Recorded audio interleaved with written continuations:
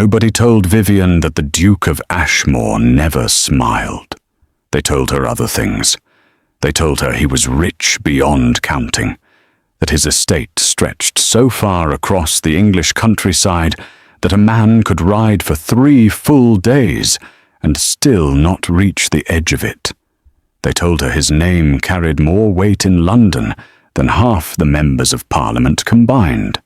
They told her he was tall and well-formed, and that his face was the kind painters begged to put on canvas. But not one person thought to mention that the man had not been seen laughing in over 7 years, that his own servants looked at the floor when he passed, that the village closest to Ashmore Park had a quiet name for him, spoken only between trusted people.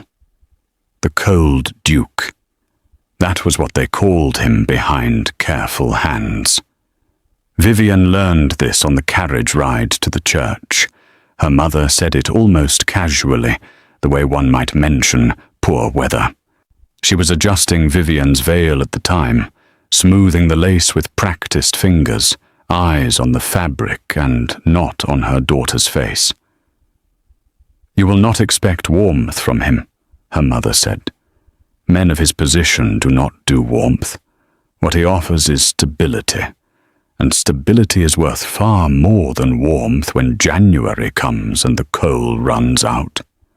Vivienne sat very still and said nothing. She was good at saying nothing. She had learned it young, and in a household where her opinion had never once been asked for, and where the sound of her voice at the wrong moment brought consequences she preferred not to think about.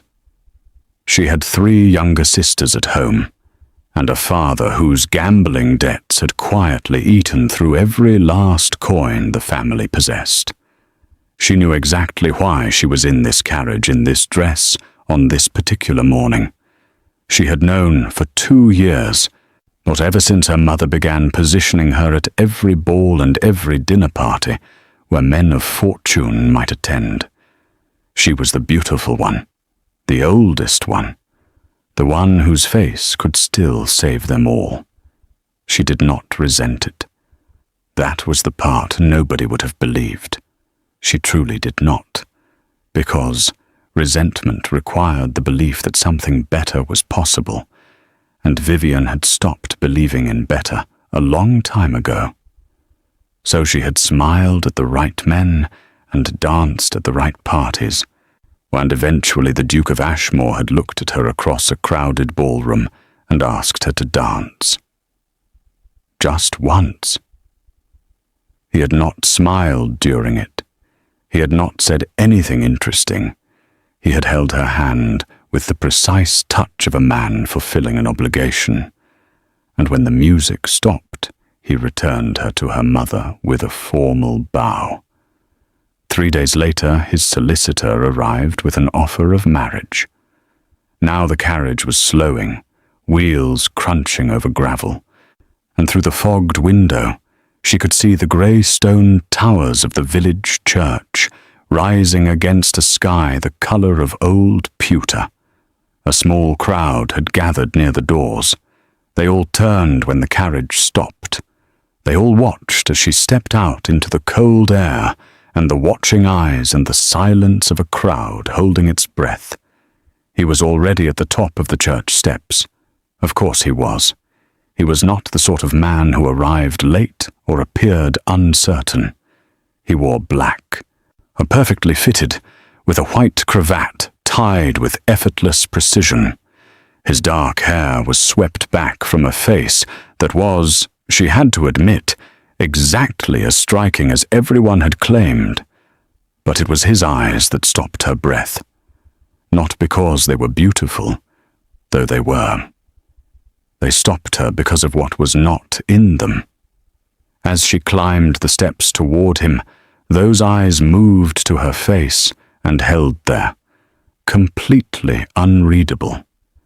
No warmth, no nerves, no practiced charm.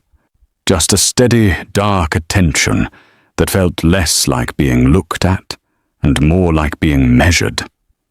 She met his gaze and kept her chin level and did not look away. Something shifted in his expression. So small she almost missed it. A faint tightening at the corners of his eyes, there and gone in half a second. Then smooth and closed again, like a still pond after a single stone breaks the surface.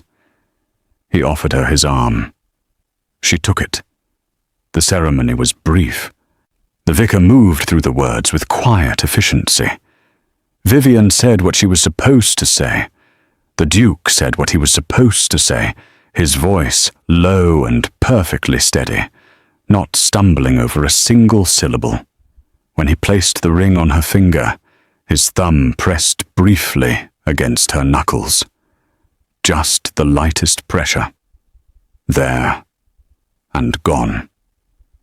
She did not know what to make of it.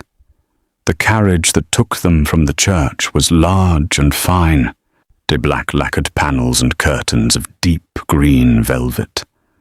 She settled across from him and looked out the window as the village fell away and the road opened into open countryside. He said nothing for a long time. She did not expect him to. "You are not afraid of me?" She turned. He was watching her from the opposite seat, completely at ease, arms resting along the carriage sides. His expression was still that same closed thing. But his eyes were different now. More curious. More direct. "Or should I be?" she asked. A pause. "Most people are," he said. "I am not most people," she said, and turned back to the window. Another silence. Then, very quietly, "No, I don't suppose you are." She did not look back at him, but something eased in the tight place behind her ribs, very slightly. One small crack in a very large wall. Ashmore Park appeared 2 hours later. She had seen drawings of it once, years ago, in a society periodical. The drawing had not done it justice. It was enormous in a way that went beyond mere size. A great sprawling thing of grey stone and tall windows, with towers at each corner that caught the fading light and held it like trapped fire. The grounds rolled away in every direction, formal gardens giving way to open parkland, and then to dark woods at the edge of sight. Staff lined the entrance steps when they arrived. 2 long rows of perhaps 40 people standing straight and serious. The housekeeper, Mrs. Pruitt, met them at the door and gave Vivienne a look that said everything without saying a word. "I have run this house for 11 years. I will be watching you closely. Do not rearrange the furniture." Vivienne gave her a composed and pleasant smile and stepped inside. The entrance hall was marble and shadow and wood smoke. Portraits lined the walls, generations of Ashmore faces staring down with the cold superiority of people who had never once worried about coal or card debts. The Duke appeared at her shoulder. "Mrs. Pruitt will show you to your rooms. Dinner is at 8. The house is yours to explore." A pause. "Within reason?" She looked at him. "What falls outside of reason?" The smallest thing crossed his face. Not quite a smile, but some distant cousin of one. "You will know when you find it," he said, and disappeared through a door to the left of the staircase. Her rooms were large and well-appointed, furnished in pale green and cream, what with a fire already burning and windows that looked out over the formal garden, and beyond it, the dark line of the woods. She stood at the window after Mrs. Pruitt left, watching the sky go fully grey, the wind moving the bare branches of the nearest trees. Then she saw it. On the stone ledge 1 floor below, sitting so still it might have been carved there, a raven, enormous and coal-black, with a beak like a curved blade, and eyes that caught the flat grey light, and somehow made it shine. It faced away from the house, looking out at the garden, and for a long moment she simply stared. Then, as if it felt her watching, it turned its head. It looked up at her, directly, deliberately. The way a person looks at someone they have been waiting a long time to see. A knock came at the door. She turned. When she looked back, the raven was gone. No sound of wings, no flutter of black against the grey sky. Just the empty stone ledge and the cold afternoon, and something pressing quiet and insistent at the edges of her awareness. That night at dinner, sitting across the long mahogany table from the Duke while candles burned in their silver holders, she could not stop thinking about those eyes. She looked up. He was watching her. "There was a raven on the window ledge when I arrived," she said. He did not look surprised. He did not look anything at all, which was itself a kind of answer. "I know," he said. She waited for more. More didn't come. He simply sat across from her in the candlelight, perfectly still, perfectly closed, while the silence of the great house pressed in around them. "Are you going to explain that?" she asked. He looked at her then, and for just one unguarded moment she saw something cross his face that was not distance or control. Something that looked like a man standing at the edge of something very deep, looking down, trying to decide whether to jump. Then it was gone. "Not yet," he said simply, and reached for his wine. "Not yet." She repeated the words to herself later, lying in the large bed while the fire burned down to coals, and the wind moved through the old trees outside with a sound like distant voices. Not yet meant eventually. It meant there was something to explain. It meant he knew what the bird was, and what it wanted, and why it had looked at her the way it had. Like recognition, like certainty, like the closing of a long and patient circle. She was practical. She was sensible. She did not frighten easily. But before sleep finally came, she went once more to the window. The ledge below was empty. She told herself that was a relief. She almost believed it. The raven was on her windowsill when she woke. Not the ledge below. Her windowsill, pressed against the glass from outside, so close its breath, if birds breathed visibly in cold air, would have fogged the pain. It was watching the room with those bright, patient eyes, and when she sat up in bed and stared at it, it did not flinch or fly. It simply stayed. Polly screamed when she came in with the morning tea tray.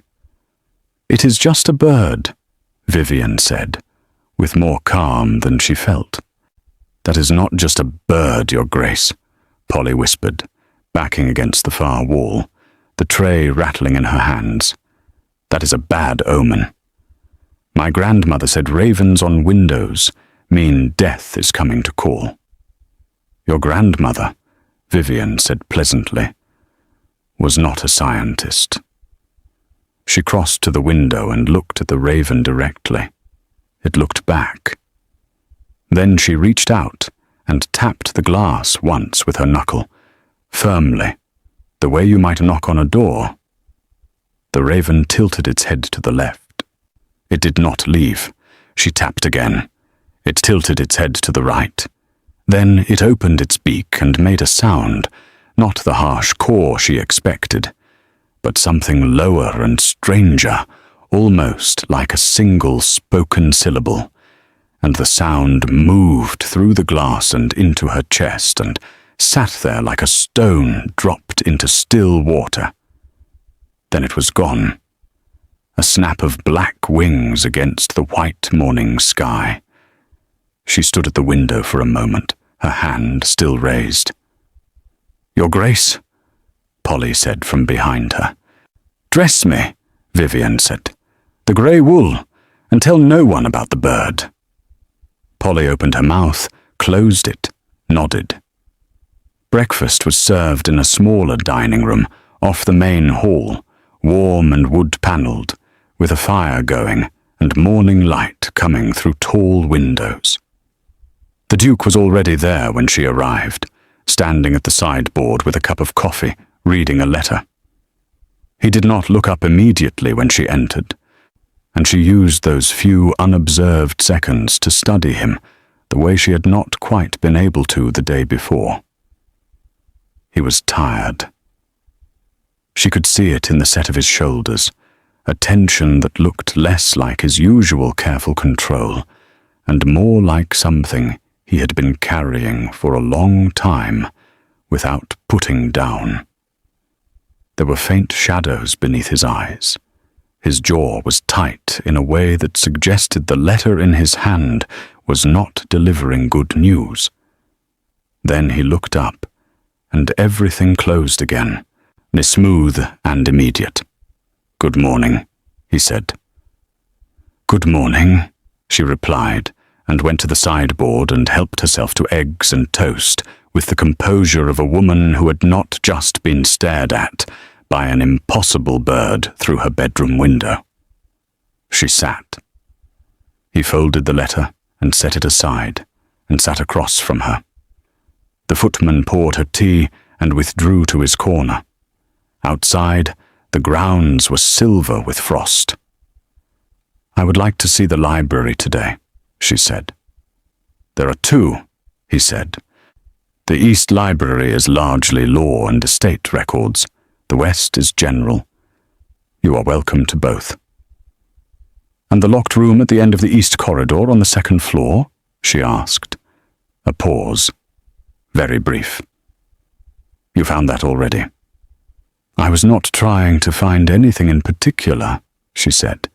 "I was simply walking." He looked at her with that measuring expression. "That room is not part of the house as I use it currently," he said, which was a very careful way of saying nothing at all. "What I see," she said, and sipped her tea. She didn't press.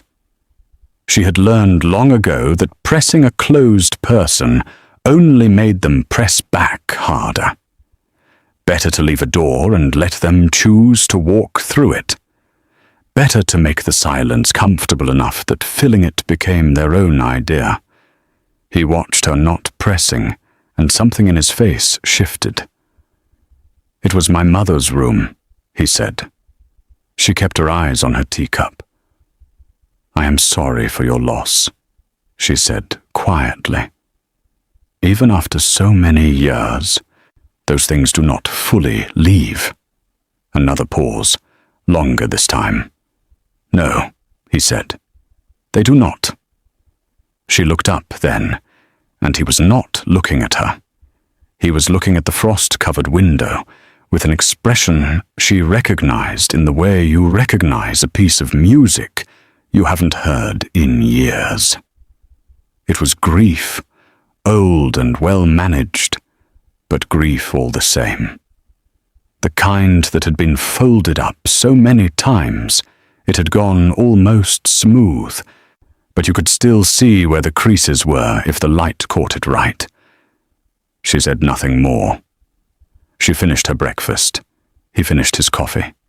The fire crackled between them, and the morning light moved slowly across the floor, and it was, she thought, almost companionable. Almost. She spent the morning in the West Library, which was magnificent.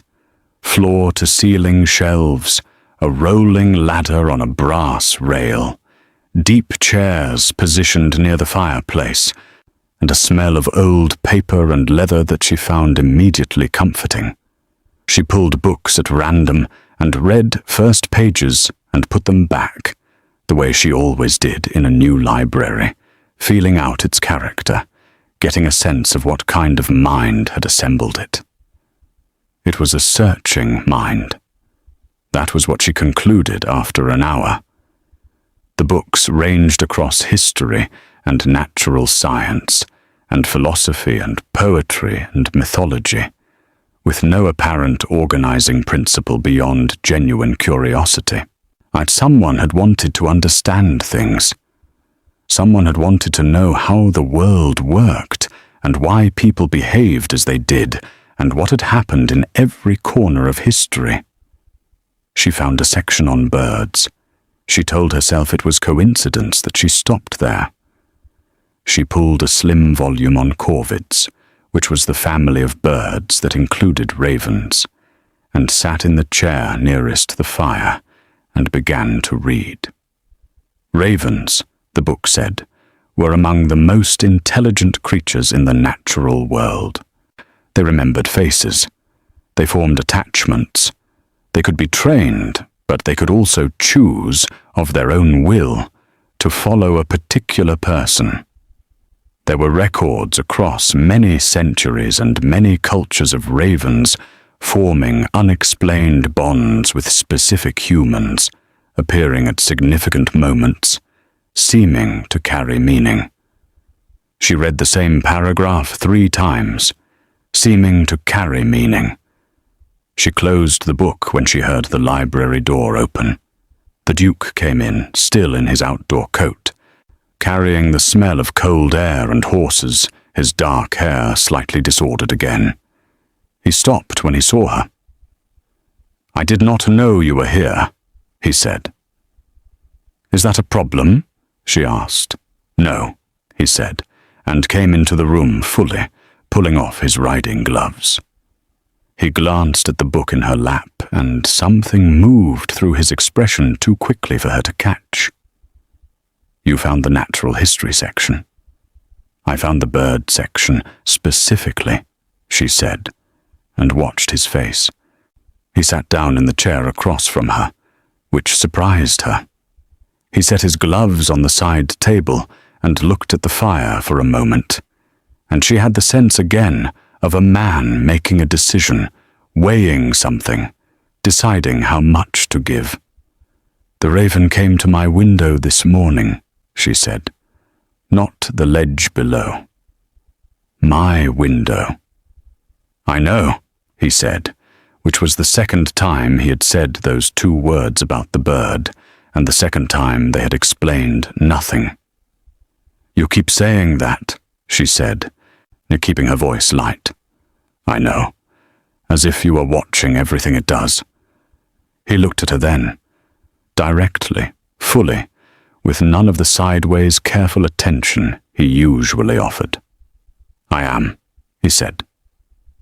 The fire popped between them. Outside the library windows, the frost was melting off the grass in slow patches, and the grounds were turning from silver to green. "Then tell me," she said. "Not later. Now." "What is the bird?" He was quiet for so long she thought he would refuse again. Then he leaned forward, elbows on his knees, hands loosely linked, and looked at the floor between them. "My mother believed," he began, and stopped. Started again. "My mother believed that certain people in our family carried something, a kind of attention, she called it, from things older than us. She believed the raven had followed the women of our line for generations, not the men, always the women." Vivienne kept very still.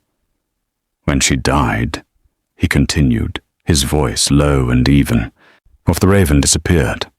I was 11. I did not see it again for 7 years. Then I saw it once, briefly, at a distance, on the grounds. Then not again until 4 months ago. 4 months ago was when he had asked her to dance." She did not say that, but she felt it land in the room, between them like something solid. "It has been on the grounds since then," he said. "Waiting, I think." "Waiting for what?" she asked. He raised his eyes to hers. "For you to arrive," he said simply, or the word landed so quietly It took a moment to understand its full weight. She sat with it, turned it over, examined it from different angles the way she examined everything before she decided what to do with it. "You married me," she said slowly, "knowing this." "Yes," he said. "And you did not think to mention it?"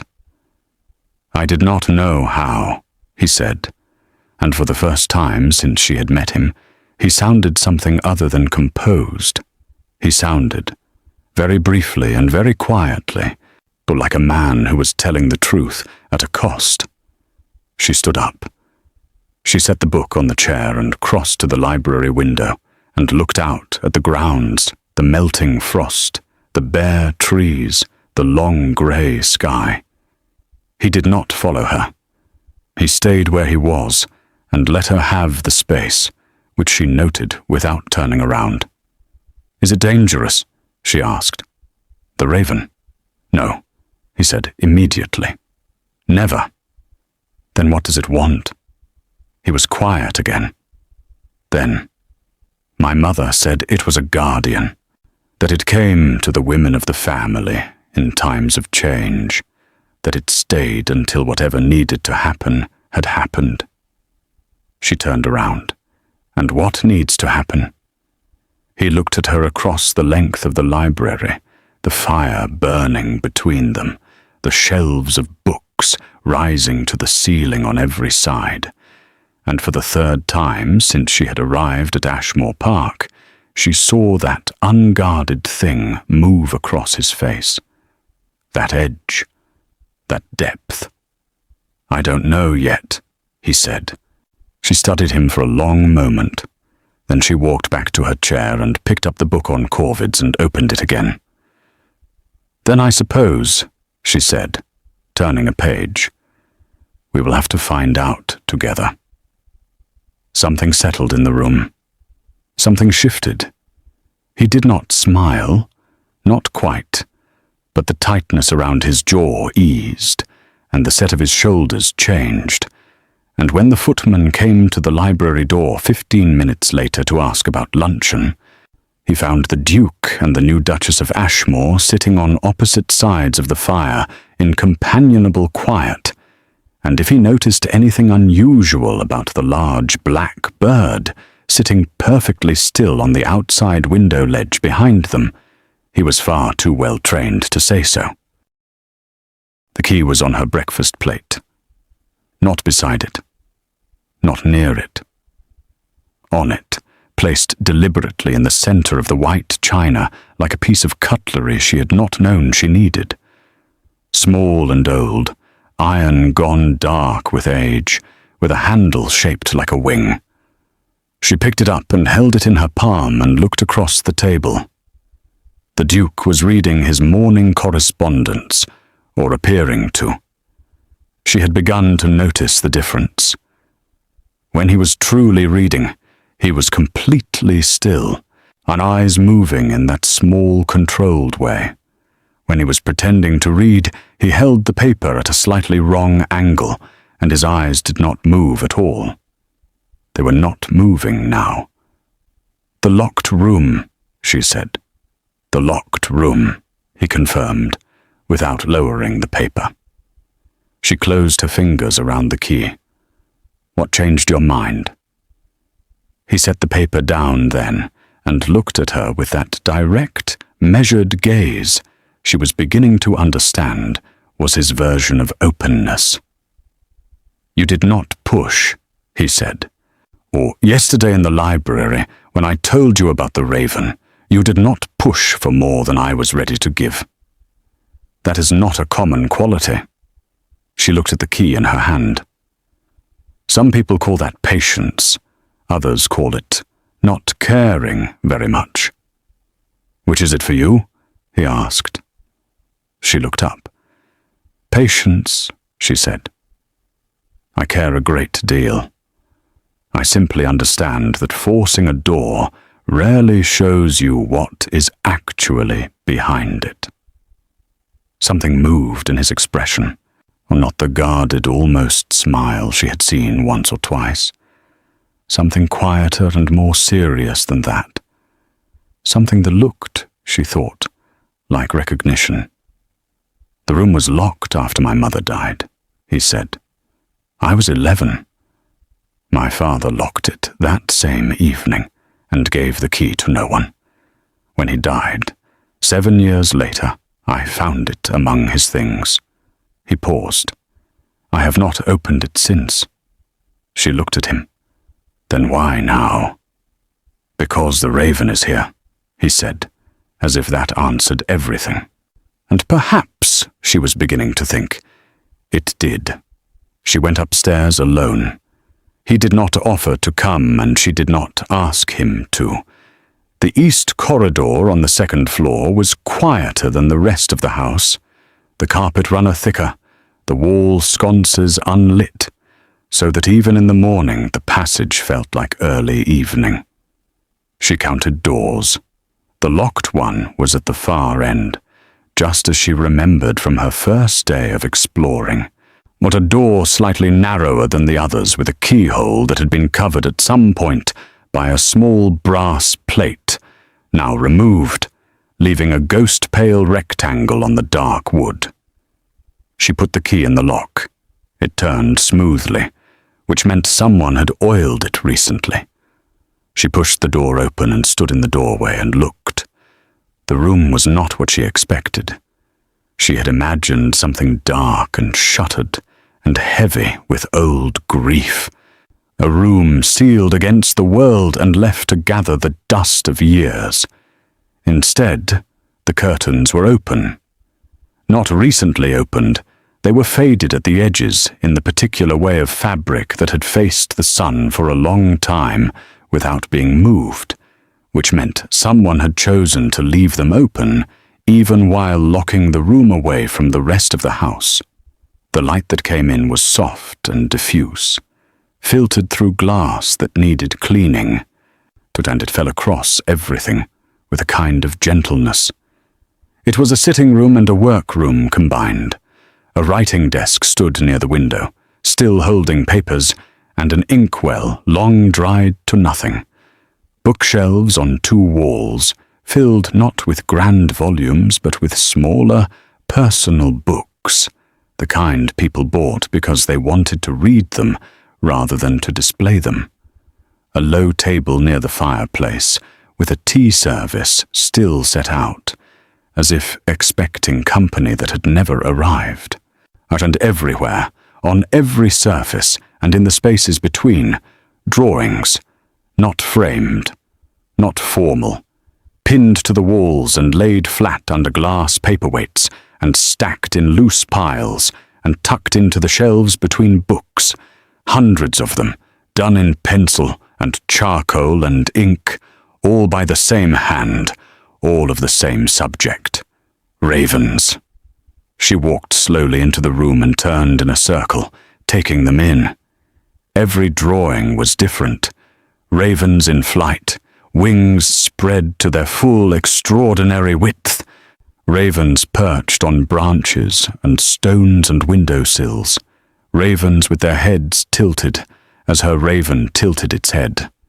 Ravens drawn from memory, she could tell, because the lines were felt rather than observed. The quick, true marks of someone drawing something they knew deeply and from long familiarity. She stopped in front of the largest drawing, pinned to the wall above the writing desk. It was not a raven alone.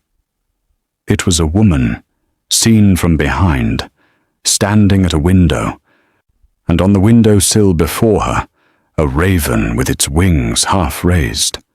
The woman had dark hair, loosely pinned, a few strands escaping. Her posture was not afraid. It was the posture of someone in conversation, with something they trusted completely. Vivienne stood in front of that drawing for a long time. Then she sat down at the writing desk and looked at the papers still spread there. Most were letters begun and not finished, or notes to herself in a handwriting that was small and rapid and full of energy. She did not read them. They were not hers to read. But one piece of paper was different from the others, heavier, folded once, and on the outside, in that same quick handwriting, was written a single word. Her. She stared at it. Her. Not a name. Not a date. Just her, as if the woman who had written it had known, somehow, that one day someone would come and sit at this desk and find it, and that the someone would be a woman, and that no further address was necessary. Her hands were very steady when she unfolded it. She had always been proud of that, the steadiness of her hands in difficult moments, the way her body refused to show what her mind was doing. The letter was short. 6 lines. If you are reading this, then the raven brought you here. Do not be afraid of it. It has always known more than us. The house holds things it will show you when you are ready. My son does not know how to let people in. He learned closing from his father and never had enough time with me to unlearn it. Be patient with him. He is worth the patience.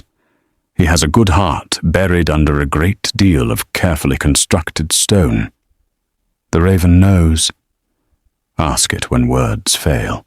It will answer in its own way. She read it twice.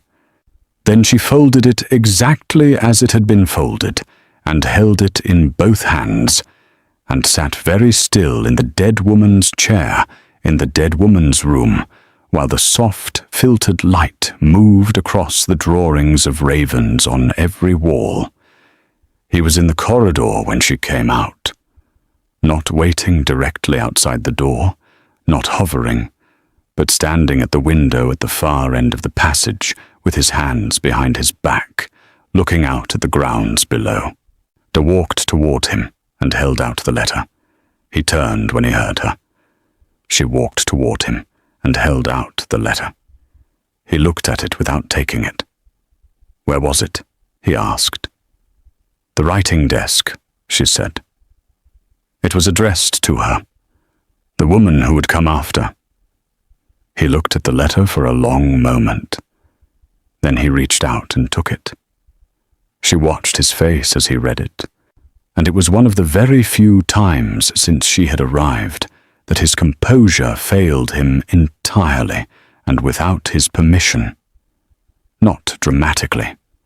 He did not look away or press his lips together or perform the management of emotion the way people often did when they felt watched.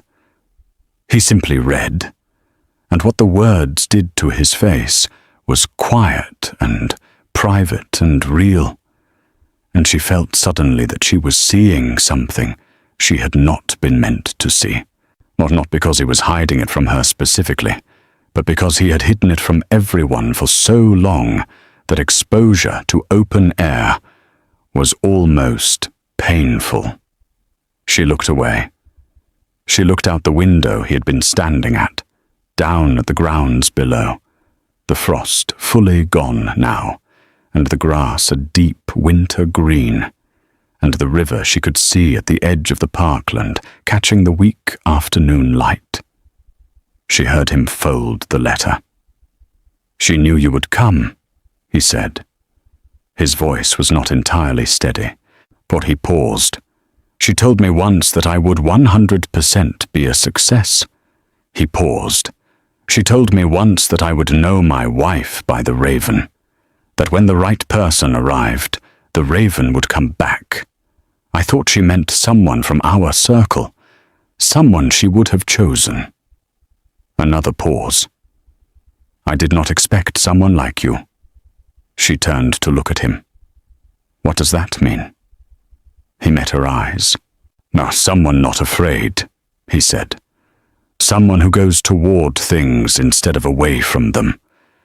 Someone who reads the letter and comes out still standing." She looked at him steadily. "I almost didn't come out still standing," she said, which was the most honest thing she had said to him yet. Something crossed his face. Surprise, she thought. and then something warmer than surprise. "Almost," he said. "Almost," she agreed. He held the letter out to her. She took it. She put the letter in her pocket. "I want to come back to the room," she said. "Not to disturb anything, just to sit with it." "Yes," he said immediately, without hesitation, which was itself a kind of door opening.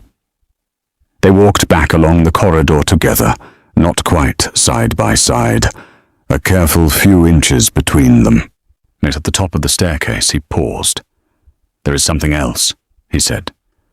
"In the room. You may not have seen it." She waited. "The bottom drawer of the writing desk," he said. "It is not locked. I should have told you before you went in. I apologize." She thought about the drawer she had not opened, sitting directly below where her hands had rested while she read the letter. "What is in it?" He looked at her with that deep, considering look. "Journals," he said.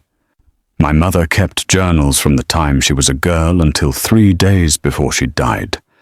They are about the raven. All of them. Every volume." The corridor was very quiet around them. Somewhere below, the house went about its daily business, the soft sounds of a large establishment running itself, fires being tended and floors being swept, and the distant sound of something being prepared in the kitchens. Ordinary sounds, grounding sounds. "She left them for the next woman," he said. "I understand that now."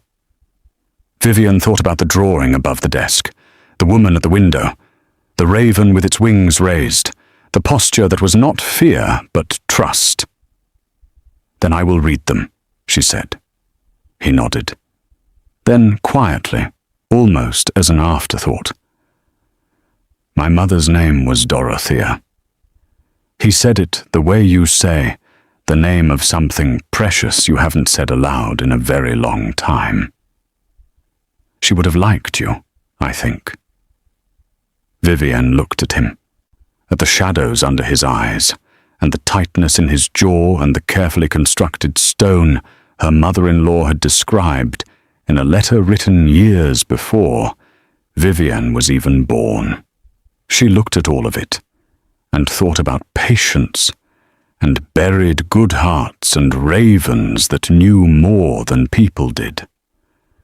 "Tell me something about her," she said. "One thing. Something small." He blinked. She had surprised him again.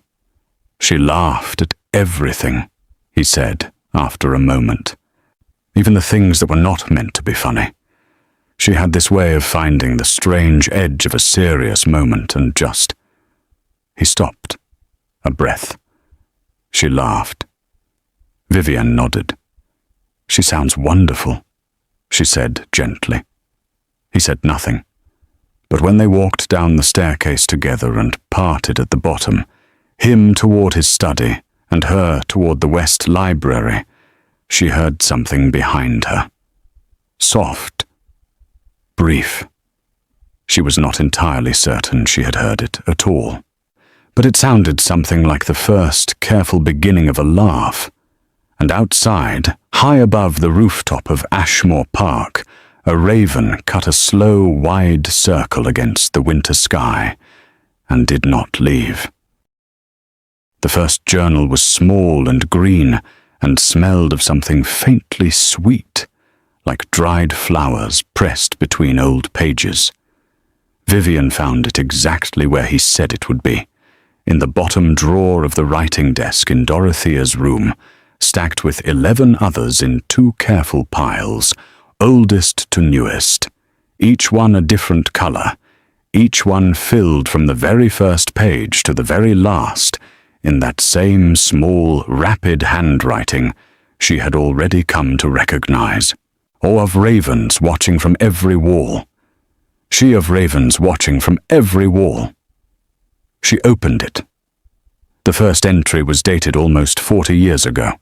Dorathea had been 14. The raven came today. Father says it is the same one that came to grandmother, but grandmother has been gone for 12 years, and ravens do not live that long. No, so either father is wrong, or this bird is something other than ordinary. I think it is something other than ordinary. I have thought so since it looked at me this morning across the kitchen garden, and I felt, very clearly, and without any doubt, that it knew my name. Vivienne read slowly. She was not a slow reader by nature, but she made herself slow down, because the journals deserved that. Dorathea had been, as the Duke had said, someone who laughed at everything, and it showed in her writing. Even when she was describing strange and inexplicable things, she wrote with a lightness that made everything feel manageable, as if the world were fundamentally interesting rather than fundamentally frightening. The raven, in Dorothea's account, had come to the women of the Ashmore family for as far back as anyone could trace. Not always the same bird, or perhaps always the same bird, that question appeared several times in the journals with no satisfying answer. It came at turning points, on marriages, deaths, births, moments when the course of a life changed direction. It did not cause these things. Dorathea was very clear about that. It simply witnessed them, and in witnessing seemed somehow to steady them, the way a fixed point on the horizon steadies a person who is losing their balance. She had been afraid of it at first. That was in the early journals, the green one and the yellow one after it. Then gradually, over months of it simply being present, the fear had become curiosity, and the curiosity had become something warmer and harder to name. By the third journal, the red one, Dorathea was writing about the raven the way you write about a friend. It sat with me all morning while I wrote letters. It seems to like the sound of the pen on paper. Or perhaps it likes letters specifically, being a creature associated in old stories with messages and secrets. I asked it today what it wanted, and it made that low sound it makes, or the one that is not quite a caw, and I felt unreasonably comforted. Vivienne looked up from the page. The raven was on the outside windowsill. Of course it was. It seemed to go where she went, or perhaps where the journals went, as if the books themselves were a kind of anchor it needed to stay close to. She looked at it, and it looked at her with those bright, knowing eyes, and she thought about what it felt like to be known by something before you knew it yourself. "All right," she said quietly, its feet more firmly under its body, and its feet more firmly under its body, and simply waited. She read through the morning and into the afternoon, pausing only when Polly appeared with a lunch tray, and the somewhat scandalized expression of a girl who had discovered her mistress had been sitting alone in a locked room, talking to a raven. Vivienne ate without tasting anything and kept reading, or the middle journals were where it got complicated. Dorathea had married the Duke's father when she was 22. His name had been Edmund. He was handsome and accomplished, and had proposed with the kind of confidence that comes from never once being told no. And Dorathea had said yes because she was 22, and he was everything society said she should want. And the raven had sat on the garden wall the morning of her wedding, and watched the whole proceeding with an expression she described as deeply skeptical. "I should have asked it what it meant," she wrote, in the 6th journal, its cover worn and the corners soft with handling. I was too happy to ask. or too afraid that it would answer. Edmund had not been cruel. Dorathea was careful about that, careful and fair even when fairness cost her something. He had not been cruel. He had simply been cold in the particular way of men who were raised to believe that feeling things was a weakness to be managed rather than a quality to be expressed. He had looked at Dorothea's warmth and her laughter and the way she loved things openly and without apology, and he had not understood any of it. And what he did not understand, he gradually, without even meaning to, tried to reduce. The raven stayed. Through all of it, the raven stayed. She picked the journal back up. The entry she found in the 8th journal stopped her completely. She read it once, and then read it again, and then sat very still with the book in her hands, and looked at nothing in particular for a long moment. He is 8 years old, and already he is learning his father's way of closing. I see it happening, and I do not know how to stop it. When Edmund dismisses something the boy loves, the boy's face goes careful, and I watch him put the thing away somewhere inside himself where it will be safe. He is protecting himself. I understand it. I did the same thing at his age, in different circumstances, but I do not want this for him. I do not want him to grow up inside walls of his own making. What would be all right eventually? That would be all right eventually. That someone would come who was patient enough and strong enough and not afraid. I woke up and the raven was on my windowsill, and I thought, well, I suppose I will have to trust that. Vivienne closed the journal carefully and held it in both hands. She thought about the key on the breakfast plate that morning, or she thought about within reason and not yet, and the thumb pressed briefly against her knuckles on their wedding day. She thought about a man who had learned closing from a cold father and never had enough time with his warm mother to unlearn it. And she thought about what it must have cost him to hand her that key, to send her into this room, to let her read these words. She gathered the journals and stacked them neatly and put them back in the drawer exactly as she had found them, except for the last one, the 12th, which she had not yet opened. She put that one in her pocket beside the letter. She was not ready for it yet. Some things needed to be approached slowly. She locked the room behind her and went downstairs. He was in his study. She knew because the door was slightly ajar, and she could see the edge of his desk and one sleeve of his coat and the corner of a ledger he was presumably working on. She stopped outside the door, or she had not been invited into the study yet. It felt like a different kind of locked room, not with an iron key, but with something less tangible and harder to negotiate. She knocked. A pause. "Come in." She pushed the door open and went in. The study was exactly what she expected, ordered and dark-wooded and serious, books and papers and maps and the general atmosphere of a room where large decisions were made. He was behind the desk, the ledger open in front of him, a pen in his hand. Then he looked up. She crossed the room and set the folded letter from his mother on the desk in front of him. Not the journal. Not yet.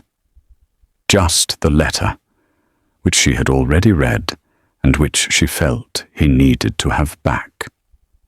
"I finished reading it properly," she said. "It belongs with you, not me." He looked at the letter for a moment.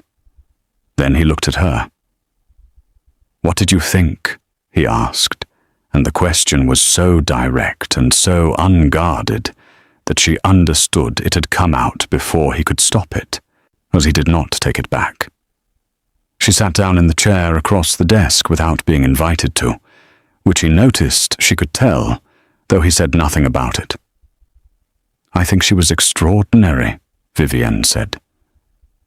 "I think she understood people very well.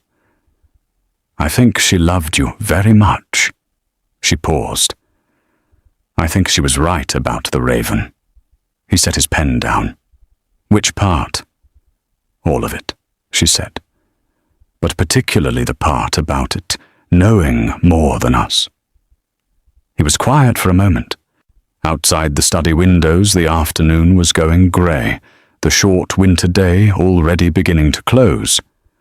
Somewhere out there, the raven was doing whatever ravens did in the fading light, and the house was settling around them with its old familiar sounds.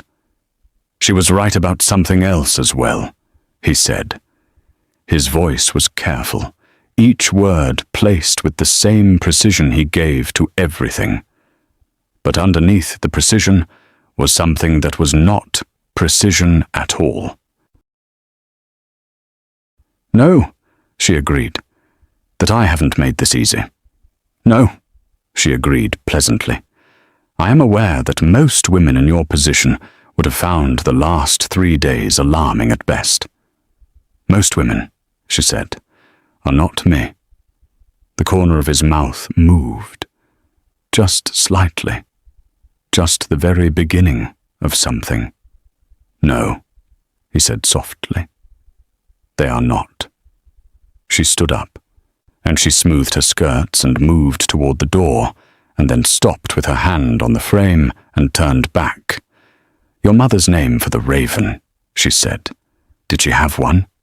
He blinked. "Corvus," he said. She called it Corvus, which is simply the Latin for raven, so it was not a very inventive name. She smiled, her first real, unguarded smile since arriving at Ashmore Park, and she felt it happen without planning it, which was rare for her. "I like it," she said. "It suits him." She turned to leave. "Vivienne." She stopped. It was the first time he had used her name. Not her title, not a careful formal address. Her name, in his low, steady voice, and it moved through the quiet study like something that had been waiting for the right moment to exist. She turned around. He was looking at her with an expression she had not seen on him yet. Open was not quite the right word. More like the moment just before open, are still standing. She held his gaze for a still standing.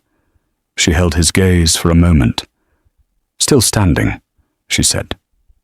"For now." And she left him with that, which she felt was exactly enough for one day. Behind her, from somewhere above, came the sound of wings settling. 3 weeks passed.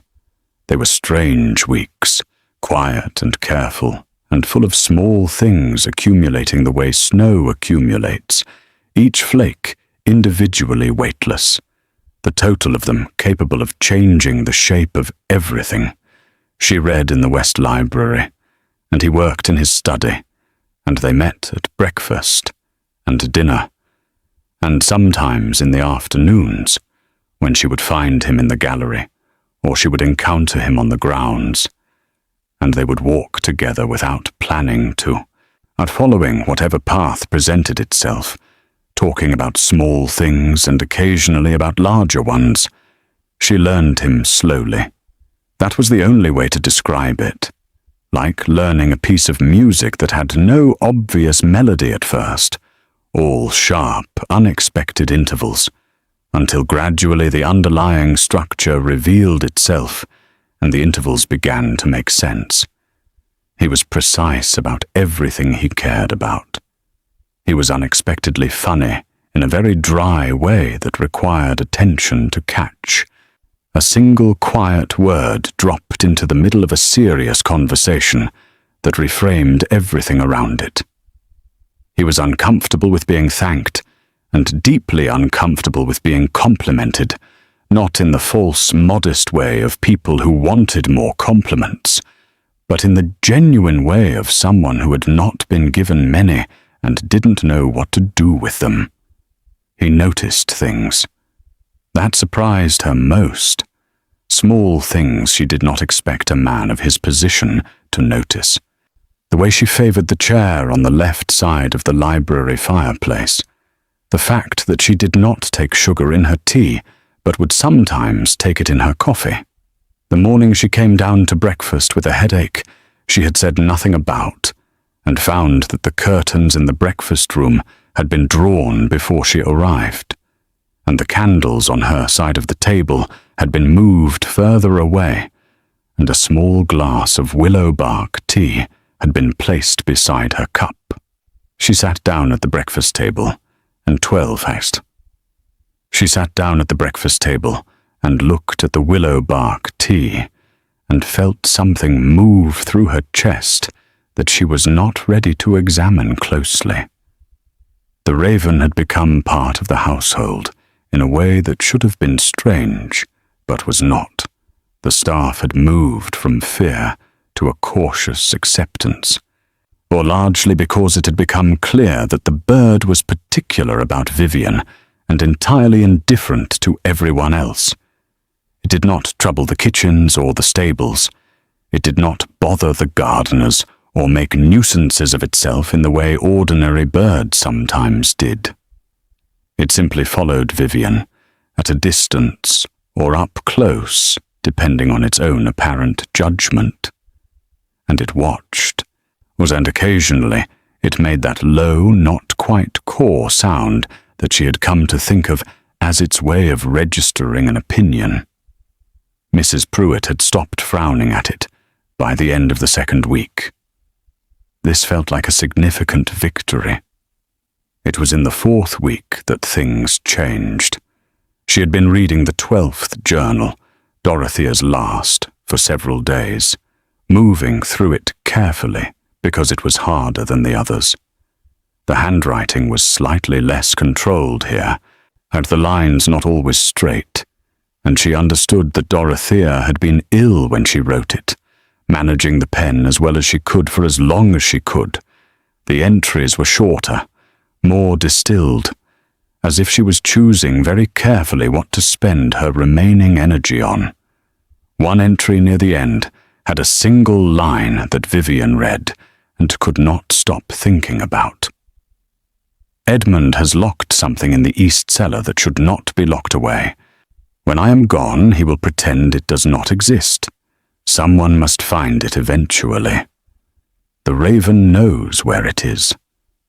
She read it on a Tuesday morning in the West Library with the fire going and the raven on the outside sill as usual. She looked up from the page and looked at the bird, and the bird looked back at her with those bright, certain eyes.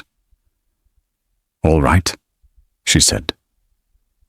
"Show me." The raven flew from the window immediately, which startled her, because it had never done that before, or never responded so directly to something she had said. She stood quickly and went to the window, and watched it arc down across the formal garden, cross the wide lawn, and land at the far edge of the kitchen garden, near the low stone building that housed the estate's old cellars. It waited. She put the journal in her pocket and went downstairs and out through the side entrance and across the grounds. The morning was cold and bright. Proper winter now. It reached a particular point, a wooden door set low into the stone with an old iron bolt across it. Not locked, just bolted. She pulled the bolt back and opened the door and ducked inside. It was not a working cellar. That much was clear immediately, but the working cellars were on the other side of the building. She had seen their doors. This one had been a working space once, but had been emptied and then used for storage of the forgotten kind, things put away with no intention of retrieving them. Old furniture under Holland covers, stacked wooden crates, the smell of cold stone and dust, and at the back, against the far wall, a wooden chest, large and old and secured with a padlock. She looked at it for a moment. Your mother's last journal says your father locked something in the east cellar that should not have been locked away. I found the chest. I need the key. He went very still. She watched the stillness move through him. Not the practiced composure she knew well by now, but something older and less managed. I'd find it. She said the raven knew where it'd find it. She said the raven knew where it was. The raven showed me this morning. Something crossed his face. It has never shown anyone before, he said quietly.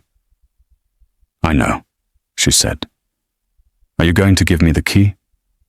A long pause, and she waited with her hands folded in front of her, and her expression composed, and her heart beating somewhat harder than usual, because she understood that this was not a simple question.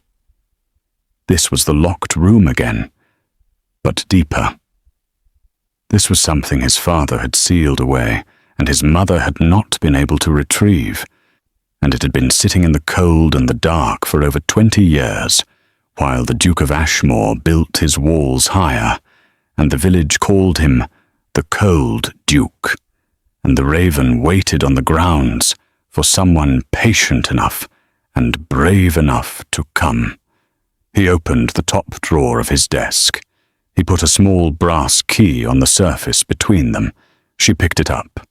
He stood. I will come with you, he said. They walked across the grounds together in the cold, bright morning, not speaking, or the raven circling overhead in slow, patient arcs. She was aware of him beside her, in a way she was always aware of him now, not uncomfortably, but with the particular alertness of someone who had come to find a presence important without fully deciding when that had happened. He unlatched the cellar door, and they went in together.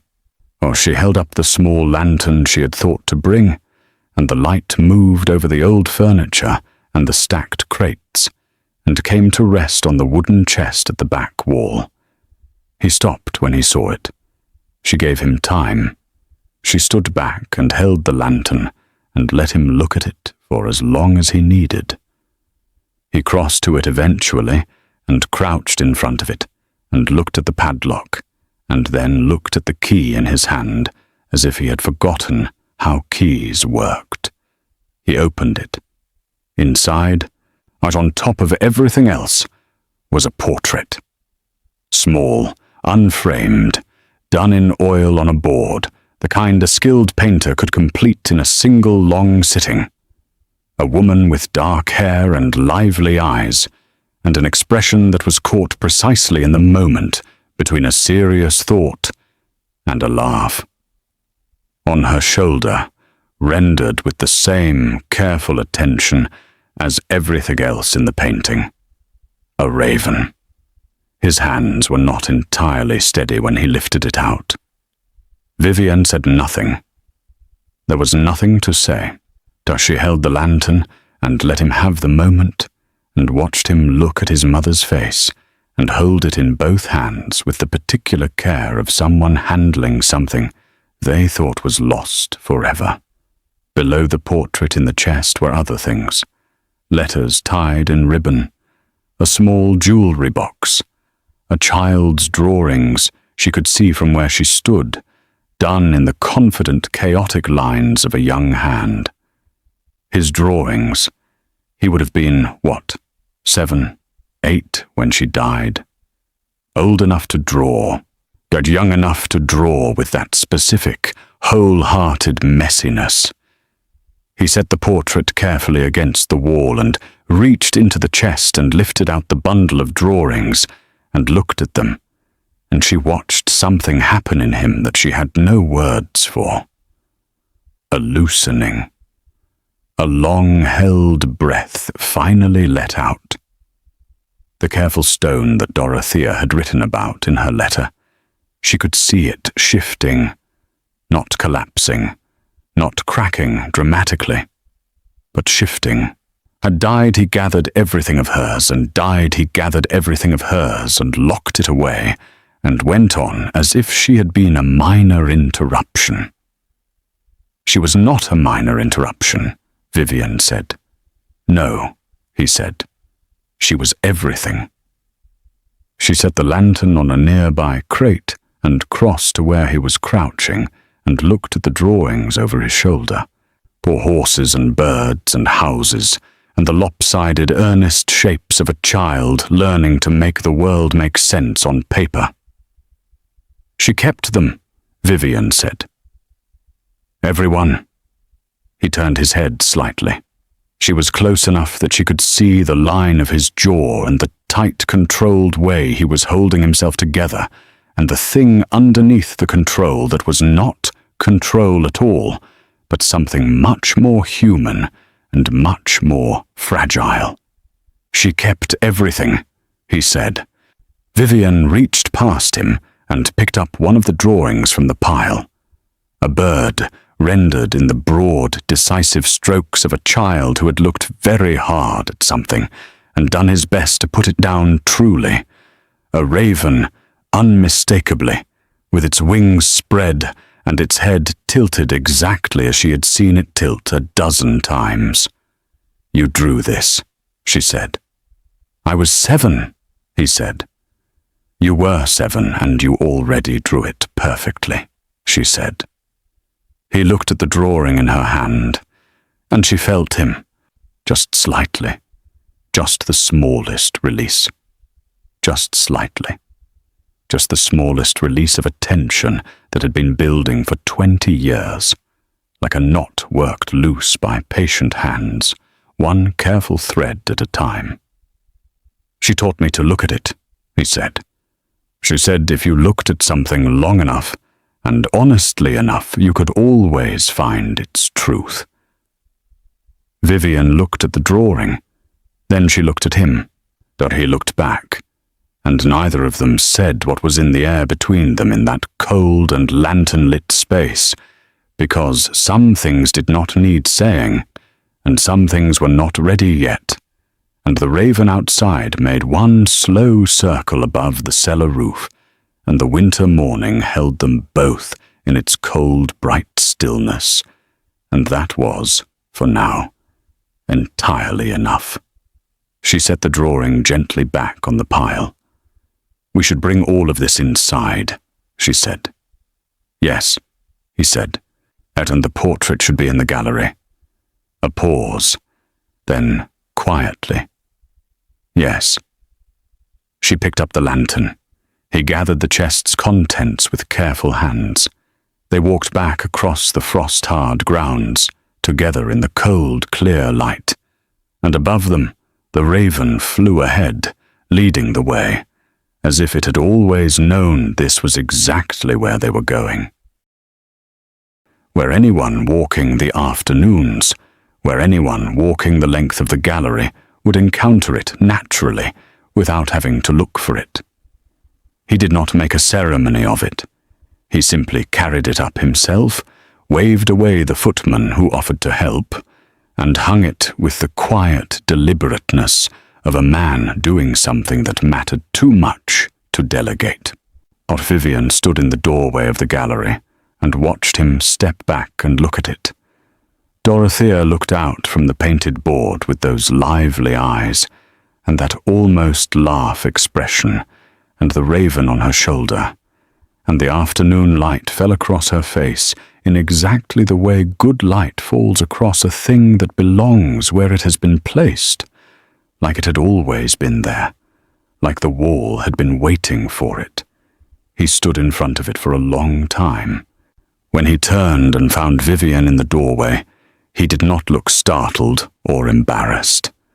He simply looked at her with that open, unguarded expression she had been seeing more and more of lately, the one that had replaced the smooth, careful blankness she had first met at the top of the church steps. It looks right, she said. Yes, he said. It does. She came into the gallery and stood beside him, and they looked at the portrait together, and the afternoon was quiet around them, and the house felt different than it had when she first arrived, less like a sealed and airless thing, and more like somewhere that had remembered how to breathe. That evening at dinner he talked. Not in the careful, measured way he usually produced conversation, each sentence placed like a chess piece, nothing given that had not been fully considered first.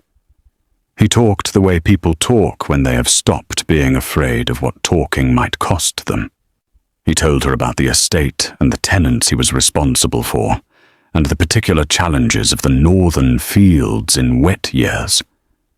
He told her about a horse he had as a boy, a bad-tempered grey mare named Duchess, who had bitten 3 stable hands and adored him unreasonably. He told her about his years at school, said briefly and without embellishment, with the underlying tone of someone describing a period of survival rather than education. She listened. She asked questions when questions were useful and stayed quiet when quiet was better. And she watched him discover, in real time, the specific relief of being heard by someone who was actually paying attention. By the time the last course was cleared, he had been talking for 2 hours. He stopped and looked at the empty table between them, with the slightly dazed expression of a man who had just surfaced from deep water. "I have been talking for a long time," he said. "You have?" she agreed. "Yet you should have stopped me." "Why?" she asked. He looked at her. "I am boring you." "You are absolutely not boring me," she said. And she meant it without qualification, and something in her directness made him go still in the way he went still when something reached him past the walls. "You are very easy to talk to," he said, as if this were a fact he had discovered recently and was still working out the implications of. "Most people find me quite ordinary," she said. "Most people," he said, with a faint and deliberate emphasis that made her smile, "are not paying attention." She looked at him across the candlelit table. This man she had married for practical reasons in a cold church 4 weeks ago. This man she had expected nothing from, and she thought about all the things she had not expected. The key on the breakfast plate, the drawn curtains and the willow bark tea, the child's drawing of a raven, done with 7-year-old hands that already understood how to look at something honestly. The way he said her name. She thought about being patient and what it had cost her and what it had given her. The candles burned low between them. "Good night," she said, and rose, and felt his eyes follow her to the door. She did not sleep immediately. Oh, she lay in the large bed and listened to the house settle around her, and thought about the strange and unexpected shape her life had taken, and the raven on the windowsill outside was a presence she had become so accustomed to that its absence would have felt wrong. She could hear the wind in the old trees and somewhere far off the river, and the house breathed around her in its familiar way, and she realized with a quiet and uncomplicated certainty that she had stopped thinking of it as his house. She had started thinking of it as home. That realization sat with her gently and without drama until sleep came. The next morning she was in Dorothea's room, reading the final pages of the 12th journal, when she heard his footsteps in the corridor. She recognized them now, that particular even tread, unhurried and deliberate. They stopped outside the door. A knock. "Come in," she said, and he opened the door and looked at her in the chair by the window with the journal in her lap and the raven on the outside sill and the drawings on every wall, and his expression was one she had not seen before. Not the composed mask, not the careful, almost warmth, something fuller and less managed than either.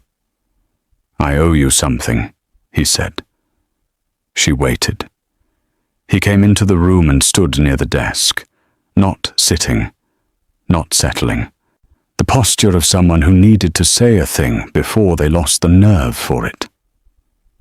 "When I asked you to dance," he said, "at the Hartwell ball, I knew the raven had returned. I had seen it on the grounds that morning for the first time in years."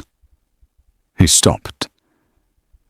"I want to be honest with you about what that means." "Tell me," she said quietly. "I was looking for the woman it had come back for," he said. "My mother had told me I would know. So I was looking." He paused. "But I want you to understand that the moment I looked at you across that room, before I thought about any of that, before any of it, you were already the only person I could see." The room was very still. She looked at him standing there in the morning light, this man who had spent 20 years learning to close and was now, with visible effort and genuine courage, choosing to open, and she felt something move through her chest that was warm and certain, and not at all complicated. "You could have told me this before now," she said. "I know," he said. "I was afraid." "Of what?" He looked at her directly. "That you had married the estate, and the title and the practical solution to a practical problem," he said, "and that I had somehow become something you tolerated rather than something you wanted." She set the journal carefully on the side table. She stood up. She crossed the room to where he was standing and stopped in front of him. "Was inconvenient and surprising, and was inconvenient and surprising, and I am still deciding what to do about it." He looked at her. "What are your current thoughts?" he asked, and his voice was not quite steady. "My current thoughts," she said, "are that you have a good heart buried under a great deal of carefully constructed stone." He stilled completely. "That is what she wrote," he said, "in the letter." "She was right," Vivienne said simply. Something broke open in his face. Not dramatically, not with the violence of long-suppressed things finally escaping, but gently, the way a fist slowly uncurls when it has been holding something for too long, and finally trusts that putting it down is safe, or leaned into his hand. It was a small, leaned into his hand. It was a small thing, the smallest possible thing, but she felt it go through him completely, that small leaning, that simple, wordless yes. And when he lowered his head, and she raised hers, and the distance between them finally closed, it was not a dramatic thing either. It was quiet and certain, and tasted of everything patient and everything earned, of weeks of small accumulations, and one cracked wall, and a key on a breakfast plate, and a portrait carried up the stairs with careful hands, of a letter written by a woman who had loved her son well enough to leave him instructions across the years, of a raven that had waited on the grounds of Ashmore Park through a long, cold absence for exactly this moment to arrive. He held her face in both hands, and she held the front of his coat in both of hers, and the morning light fell across them, and the drawings of ravens watched from every wall, and it was, she thought distantly, exactly right. When they finally drew apart, he rested his forehead against hers, and they stood like that for a moment, breathing the same air in the room that had held his mother's careful love for 20 years. "I should have said all of this sooner," he said, "Well, you said it when you were ready," she said. "That is when things should be said." He pulled back enough to look at her. His eyes, those dark and previously unreadable eyes, were entirely readable now, and what was in them was something she recognized because she felt it herself. Something large and careful and very new and absolutely certain of its own direction. "Vivienne," he said. "I know," she said, which made him laugh. It was a real laugh, brief and surprised and slightly undone, the laugh of a man who had not laughed in 7 years and had just discovered the mechanism still worked, and it was the most beautiful sound she had heard since arriving at Ashmore Park, and she intended to spend a considerable amount of time in future finding ways to produce it again. He looked startled by his own laugh. Then, slowly, he smiled. Not a careful, almost smile. Not the distant cousin of one. A real, full, genuine smile. Slightly lopsided. "Weren't there?" She smiled back at him. "In the inn there." She smiled back at him. In the weeks and months that followed, Ashmore Park changed. Not in its bones or its structure.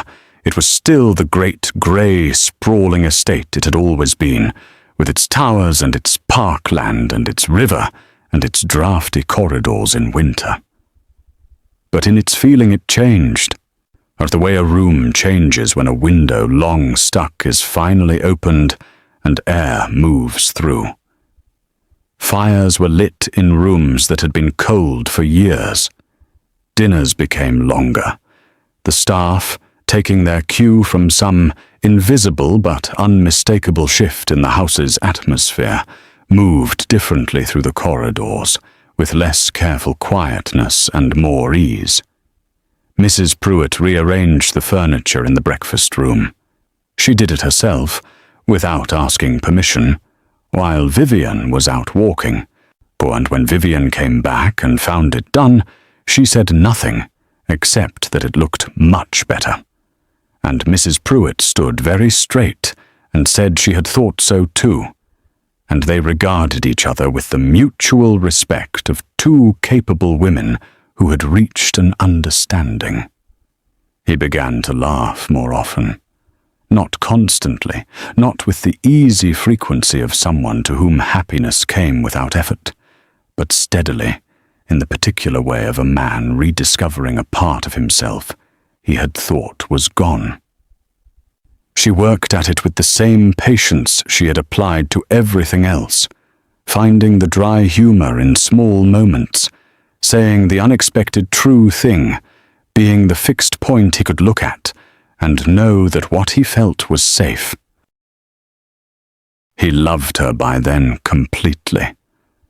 She knew it not because he said it every day, though he did say it, quietly and directly and without embellishment, in the way he said everything that truly mattered, but because of the 100 small evidences of it that surrounded her constantly.